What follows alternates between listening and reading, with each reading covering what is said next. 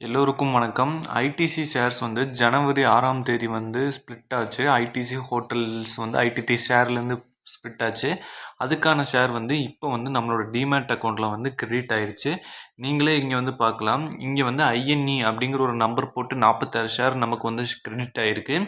அது வந்து நம்ம வந்து இது வரைக்கும் வந்து 460 ஐடிசி ஷேர் ஹோல்ட் பண்ணியிருக்கோம். 10 ஷேருக்கு வந்து ஒரு ஷேர் விகிதமாக வந்து இப்போ நமக்கு வந்து 46 ஐடிசி ஹோட்டல்ஸ் வந்து ஷேர் வந்து கிரெடிட் ஆயிருக்கு. இது வந்து டிமேட் அக்கௌண்ட்லேயே வந்து கிரெடிட் ஆயிருச்சு.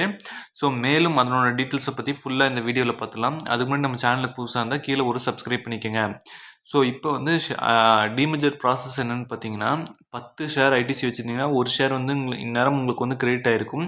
நீங்கள் வந்து டிமேட்டில் வந்து உங்களுக்கு தெரியலனாலும் நீங்கள் கன்சோலில் போய் 0 தான் வச்சுருந்தீங்கன்னா கன்சோலில் போய் பார்த்தீங்கன்னா உங்களுக்கு இந்த மாதிரி வந்து ஐஎன்ஏ அப்படின்னு போட்டு ஒரு எவ்வளோ ஷேர் வச்சுருக்கீங்களோ 10 ஷேருக்கு ஒரு ஷேர் வந்து கிடச்சிரும். ஸோ இது வந்து உங்களுக்கு வந்து 10 ஷேருக்கு ஒரு ஷேர் கொடுத்துருவாங்க. அது மட்டும் இல்லாமல் ஐடிசி ஹோட்டலில் 40% பங்குகளை வந்து ஐடிசியே வந்து ஹோல்ட் பண்ணியிருக்கும். ரிமைனிங் 60% தான் வந்து நமக்கு வந்து இந்த மாதிரி ஷேர்ஸை வந்து கொடுத்துருந்தாங்க. இந்த ஒரு ஷேர் கொடுத்தது. ஸோ நெக்ஸ்ட் வந்து எப்போ வந்து லிஸ்ட் ஆகும்னு பார்த்தீங்கன்னா, அதாவது வந்து டிசம்பர் 16லேருந்து 60 டேஸ்க்குள்ளே லிஸ்ட் பண்ண சொல்லியிருக்காங்க. ஸோ ஃபெப்ரவரி 2025 பாதியில் வந்து ஐடிசி ஷேர் வந்து நமக்கு வந்து லிஸ்ட் ஆயிரும். ஸோ இதுதான் வந்து ஐடிசியோட டீட்டெயில்ஸு. அது மட்டும் இல்லாமல் லிஸ்டிங் டேட் எப்போன்னு பார்த்தீங்கன்னா, ஃபெப்ரவரி மிட்லுக்கு முன்னாடியும் வர்றதுக்கான வாய்ப்பு அதிகமாக இருக்குது.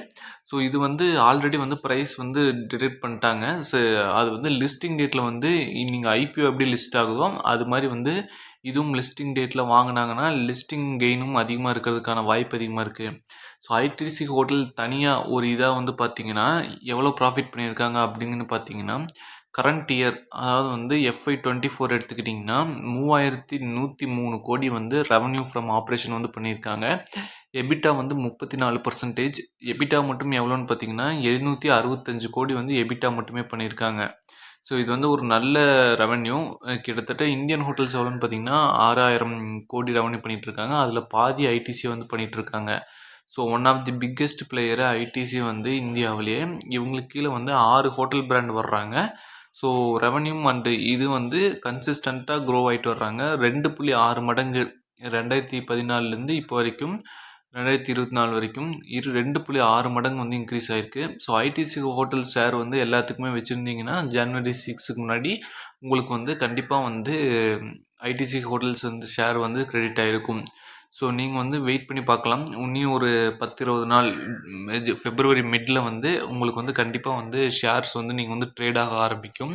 இது வந்து நிஃப்டி 50லேயும் வந்து ஆட் ஆகும் இனிஷியலாக. அதுக்கப்புறம் வந்து மூவ் பண்ணி நிஃப்டி மிட் கேப்பில்